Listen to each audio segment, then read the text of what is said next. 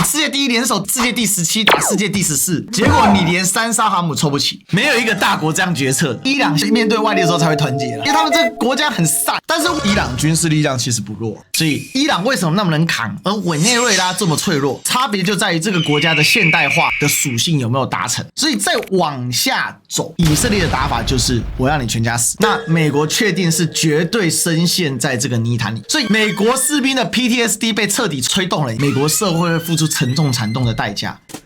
Ladies and gentlemen, welcome the host.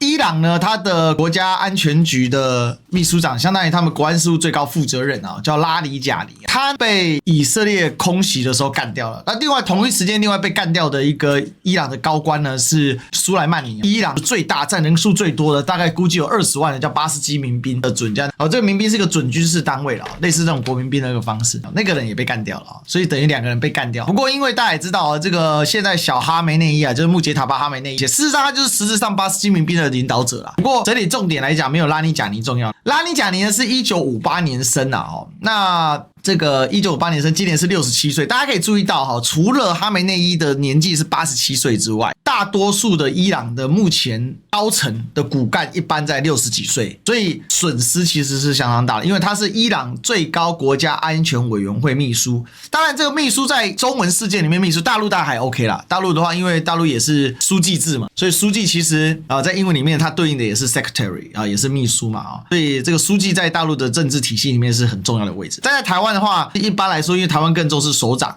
所以秘书长也重要。比如说呢，台湾的最高领导人办公室秘书，但多数时候就是在外国来说，秘书或秘书长这样的角色，事实上他基本上他是实质的领导。做过什么呢？伊朗国会的议长，伊朗国会叫伊斯兰咨询会议，不过这实质上国会他监督的是总统伊朗因为双元体制嘛，所以最高领导人叫 Supreme Leader 最高领导人对应的是专家会议，然后呢，他的总统相当于是类似我们的行政首长，就行政院，他对应的就是伊斯兰咨询会议，其实就是他的国会，所以他做过国会议长，然后呢也做过革命卫队的军官他打过仗，非常能扛的一个人他还有一个身份非常屌，他是伊朗核协议的最开始的伊朗方的最高级代表，所以他相当于是除了在伊朗内部之外，他是属于一个实务派，他既非绝对强硬派，也非所谓像现在的总统佩泽西奇扬那一种和谈派。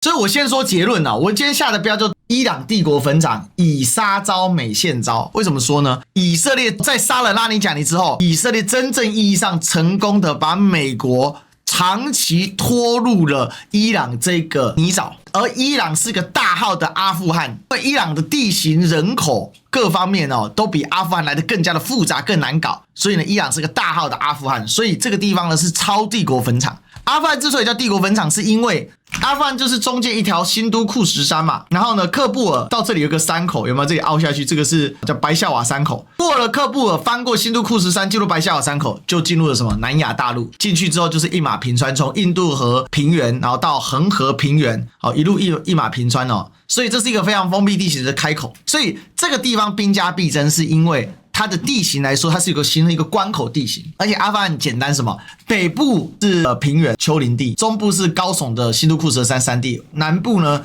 是一个盆地，然后但是向西进入伊朗那就复杂了。那伊朗之所以没有被作为帝国坟场，是因为帝国来到这里自动性退却。通常意义上因为大家都知道伊朗的文明有7500年，从古埃兰时期开始埃兰在这里埃兰地区在这里这里形成非常高度面，而且伊朗人以埃兰人的后裔自称嘛也有人认为说伊朗埃兰这个族源这个名称就是有连续性嘛那不管怎么样呢，伊朗人非常自豪的是他有7500年历史，而伊朗人认为他们的文明是从来没有中断过，虽然文字宗教都改易了，但是他们的主体文化跟文明跟核心精神没有改变过，这个我之前聊过很多那主要的逻辑是因为波斯文明确实早在6000年前的时候就形成了一个帝国集权的一个状态，所以波斯文明的适应性就是帝国可以被灭，但文明不可被断。结论就是伊朗是一个比阿富汗更大型的帝国坟场的存在，只是帝国来了之后呢，基本上他不愿意进入这个坟场，所以伊朗自古以来，除了他自己建立帝国的时候，基本上他都是机密状态。但伊朗有个特色哈，今天的伊朗其实是当年伊朗帝国最核心的部分。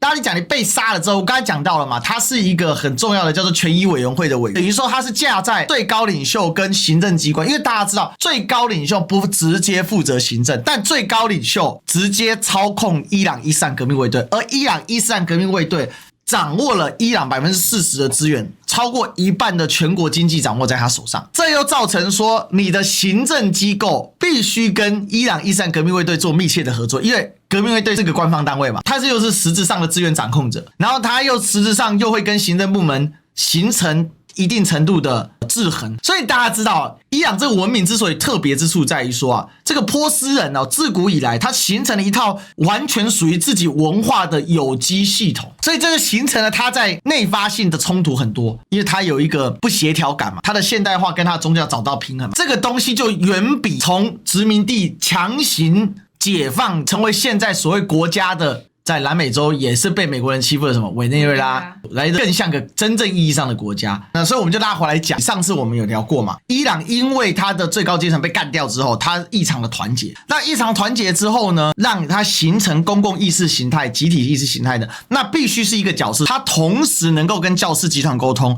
又同时跟世俗派相对熟络，那这个角色全伊朗找到够资历的，又跟最高领袖非常麻吉的非常好的是谁呢？其实就是拉尼贾尼。所以这一次拉尼贾尼出事情最大的问题是拉尼贾尼的特色性在于说，他同时身兼在教士集团可以被得到信任，又可以在世俗的官僚当中呢有很高的威望，因为他本身不是一个教士，但是他资历又够老，那所以拉尼贾尼的过世这件事情的严重性就出现了。首先第一个，你看革命卫队马上反应他们丢了一颗大颗的超级大宝贝而且它是什么？它是固体的。你大家知道弹道飞弹技术里面液态弹道飞弹跟固态弹道飞弹，固态弹道飞弹的技术更好。为什么？因为它随时可以移动，而且保存方便。液态的话有腐蚀性，必须等发射之前再注入再发射。所以固态的话，它的发射车可以随时跑来跑去。所以这个是真的拿出真家伙。那你就会知道说，这件事情确实在伊朗引起相当的震撼。当然，以色列的目标是什么？以色列现在的方式就2个字，叫做绝。他们用一种近乎灭门式，你看他炸哈梅内伊也是要把全家端了，他炸拉尼贾尼也想把他全家，他们特别喜欢锁定伊朗高官跟他家人碰面的时候一下给他下去，意思就是我绝对会把你杀干净，但同时这种做法也让对方没有跪下的空间，这个是很典型的犹太式的一种斗争方式。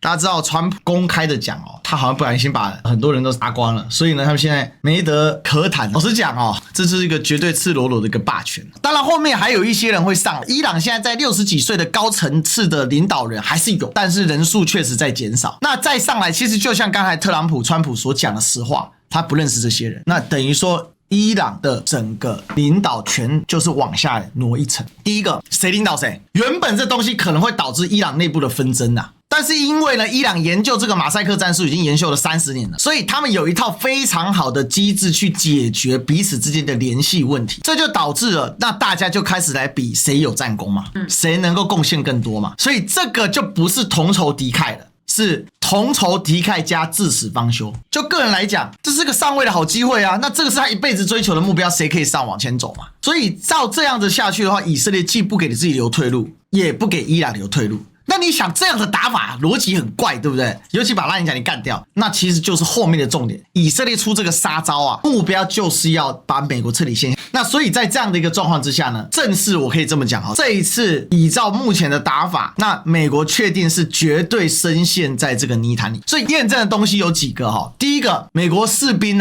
已经非常厌倦被勒令强迫作战下去，因为一旦泥淖化，美国军人群体的 PTSD 是什么？美国打过对。越战是美国军人群体的 PTSD， 为什么？越战的伤害对美国之深越战当时呢打到后面第一个吸毒几乎是禁绝不了，这样的结果就是传导回美国之后，美国的整个吸毒率暴增，加上了大量的老兵因为打得实在是太残酷了巅峰时有50万的美军在越南打仗，越南那么小，你派50万你打不下来，所以美国的阿兵哥的厌战就发展出一种特殊的一种现象，就是呢导弹。那现在最有名的是什么？就是把原本在红海已经超时部署200多天福特号航空母舰发生了一场大火，600个士兵失去了床位，因为航空母舰战斗群一次部署是半年要回港休整一次，超时部署200多天的，所以现在呢才刚通过苏伊士运河到了红海，还在想说要不要过也门这一关的时候，现在即刻掉头，他甚至没有勇气进入印度洋，这事情就非常的荒谬，这个是绝对是帝国坟场。什么叫帝国坟场？就是泥淖化嘛，就你帝国进去就卡住了，你出不来。美国士兵的 PTSD 被彻底吹动了，你知道吗？ They're all gone. My biggest problem is I have no idea who we're talking to because nobody. 这个是美国的反恐中心的主任，他辞掉之后写了一封长信给川普他认为说现在这场战争是因为以色列的游说团体让美国士兵不知为何而死，为何而战。那他自己本人是美国大兵退有11年的战场经验，他太太也是美国大兵，但是他太太在一次恐怖攻击当中就牺牲，在战场牺牲了，所以他本身对战场有更深的理解。还有一个点他认为美国现在这样下去只会无止境的继续陷入到深渊里面。他辞职的时候写了一个公开信，当然川普为了反击他干了一件事情，就是让福斯新闻网现在在放风声说因为他泄露机密。那其实他早在2年多之前他就有接受过一个访问，这个让川普非常非常的不爽。Viewed from the lens of the region was actually fairly pragmatic. They were preventing, themselves from developing a bomb, but they still wanted the ability. 这个人很有意思他是非常非常实际，他毕竟是实质的军人。然后他讲了一个很大的重点，就是伊朗人一直在克制自己拥有最终的核武器，不管是透过交易跟巴基斯坦来做核保护伞，或者是用教令克制自己的核武器。还有一个是什么呢？就是说他们保持了自己几个月要将近拥有核武器，但他并没有这样做。所以这件事就会在伊朗领导层里面是更加气愤，我已经遵守了你的规矩，但是你美国直接给我退出伊朗核协议，现在还来要颠覆我的政权，要来消灭我，所以他怎么去思考？另外你要想想，他的老婆是在中东地区的前线被恐怖分子干掉的，自杀炸弹客杀掉的，可是他依然保持了这么冷静的想法。所以我说这是第二个，就是说这个战场的泥淖化不是我们说的，你从士兵的反应，你从这个战场老兵，然后他是一个拥有情报权限，他就是情报头子嘛，然后他出来讲这个，而且他是非常铁杆的 MAGA 派支持者，所以你看他当时在这样情况，结果他跳出来反川普，所以 MAGA 派里面的分裂，而且川普对他的批判是毫不假辞色的。很有意思，同场的 JD Vance 一句话不说，JD 本来是最爱讲话那一个，上期我也讲过 JD 的这些反应跟内涵，就是 MAGA 派现在正在实质上分裂。我跟你讲，这个人真的是个人才，那但是川普把他弃如敝屣，所以这个政权的末日We have to ask ourselves as American citizens, what do we gain from this? We know if we go to war with Iran, this is going to be a disaster. But if we start taking strikes inside of Iran itself, that is exactly what the Iranian regime wants. They will benefit from that. Then the Iranian government. 再来泥淖化的第三个现象，川普去调了蒂利波里号来，因为蒂利波里号是他的美利坚级2栖攻击舰，相当于是小航母，他从第一岛链调过来，所以第一岛链已经没有半架航母了。那因为现在美国能动的就是3艘航母加2艘小航母，那林肯号现在在这边。好，具体位置不知。福特号刚刚烧坏，所以现在要返航。另外一个正在赶过来，跨越大西洋赶过来的，从诺福克港赶过来的是谁呢？的老布希号，然后蒂里波里号。所以美国现在的状况是连3航母都集结不全。那我为什么说它是个帝国坟场的讯号呢？因为就在蒂里波里号赶赴波斯湾的过程当中，川普不断释放讯号，要伊朗赶快来谈。那但是因为伊朗现在以色列一直杀人嘛，所以不知道谁可以谈嘛，所以这是第3个讯号，就是说这条船拉过来本身就是一个讯号。然后呢，访华时间从推迟1个月变成推迟5到6周，那这个完全符合我预言。我上次在头条我开第一枪我就说，这不是推迟一次，而是推迟的开始。你光蒂里波里号开过去就已经过3月底了，好不好？要开10天呢，10天到不用整补啊。这个推迟我跟大家讲5到6周，中方表示什么？中方表示我们会密切联系，密切关注局势发展。中方这个表示等于说 I'm watching。很多人在那边骂说东大都不动作，说北京怎么这么软弱啊？甚至我刚才故意丢这个疑问的时候，有人说就只能宣布制裁了，不然还可以干嘛？我告诉大家，老祖宗的智慧还是有。中国躺赢，什么叫做等待最好时机？最近我们在看太平年，那里面就讲到刘令公，中东的泥淖化从来就不是从伊朗开始的，是早在从阿富汗其实已经快不算中东了，一般阿富汗可能会算到西亚。你就想从阿富汗到第二次波湾战争，就是当时攻击这个把海珊给推倒的时候，所以这个泥淖化是其来有之。那你就想如果在地形更加简单，人口更少，面积更小的阿富汗都打成这样，或者是呢更单纯的伊拉克你都打成这样，那你在一个更巨大的伊朗，所以你一个老兵他是完全知道这个情况。那这个泥淖化为什么他体会泥淖？他在叙利亚阵亡的，他老婆。那为什么在叙利亚阵亡？就是因为伊拉克战争扩大化嘛，所以这就是一个无穷无尽的战争。好不容易美国把阿富汗收了，损失非常巨大叙利亚、伊拉克前阵子把伊拉克最大的基地也交了，结果你现在你去打一个你连基地都没有的伊朗，这不泥淖化怎么能不泥淖化？所以这个是一整个的一个问题。但是这个招确实狠，因为现在对伊朗来讲，他至死方休的所有条件都凑齐了，去中心化可以沟通的窗口关闭了，全面性的生存危机到来了，所以这件事情就没有结尾。这就是所谓的以色列出的杀招，这个杀招就是要把美国逼入绝境。这个绝境就是美国是没办法退，他明知是泥淖，他只能踩上去。所以我这边我可以推估一下，地黎波里号进入到登陆这个状况是真的有可能的，那就不是说说而已。所以大家期待的大场面可能真的会来，就是陆战是真的可能会来这不是跟你开玩笑的。那如果真的是这样的话，那就是见证历史了。因为伊朗跟美国对干那么多年了，快50年了耶。从1978年开始闹，1979年伊朗伊斯兰革命正式终结了巴勒维王朝之后，到今天迄今已历47个年头，将近半个世纪，美国人除了炸伊朗之外，基本上是不上去伊朗的领土上的。因为借历史经验来说，伊朗从来就不是任何帝国可以真正意义上控制得住的。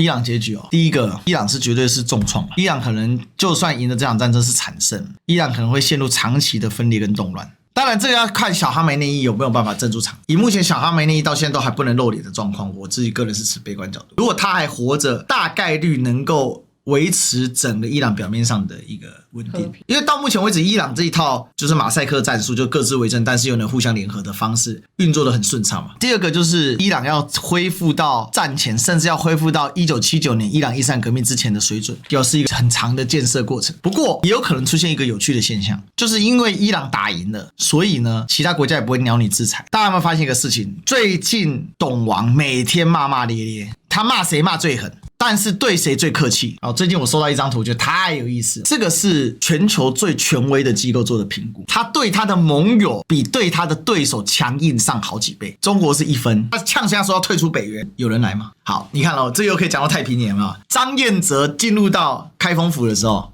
大宴公卿群臣，有人去吗？所以张彦哲的败亡可以揭示了吧，不得人心嘛。所以这张图其实我要告诉大家一个事情，他对他的传统意义上的盟友硬得不得了，可是这些传统意义上的盟友没一个人鸟他。然后呢，那一些根本就现在跟中国大陆眉来眼去的，他对他们的压力最低啊，摇摇欲坠得霸权。这个摇摇欲坠是任何意义上的摇摇欲坠，你军事上也不行嘛，你3艘航母甚至无法凑齐同一时间打伊朗。现在相当于已经没有航母实质上在打伊朗，不是笑话嘛？所以你看中国大陆跟台湾在这一局里面就形成一个超强烈两岸的那个温色极大的对比。所以说这叫摇摇欲坠的霸权，概念就是这样嘛。他依然霸权，但是他调动大家只会口头上跟他回应。美金就是什么？美国的经济金融霸权。你看美国最近这时间，他有时间搞关税吗？是有在搞啊，但他的所有专注度都在伊朗啊。然后最爽被降税的是谁？就是中国。所以事实证明，对他越强硬的人就有办法赢嘛。所以干嘛不团结起来干死那个王八蛋？这就是关键。马来西亚礼拜2我不是讲了，马来西亚做了一件惊天动地的事情，马来西亚率先撕毁了跟美国的这个关税协定嘛。马来西亚的说法不是暂停，不是更改，是废除。然后那美军打成这个样子，就只能说2个字叫拉垮。他虽然还是很强，确实很猛。我再说一次，伊朗付出的代价是极其惨烈，不是惨烈，是极其惨烈，真的可能会倒退50年了。可是恢复的也不会太慢了，因为伊朗人才都还在嘛，你不可能杀掉全伊朗100多万、将近200万的大学生嘛。那为什么谁给他背靠？马来西亚首相前阵子才访华嘛，伊朗一旦拖过这一节，谁可以来帮他建设？大陆啊，基建狂魔也没人了嘛。所以不是跟你吹牛逼啊，我是跟你讲实在话。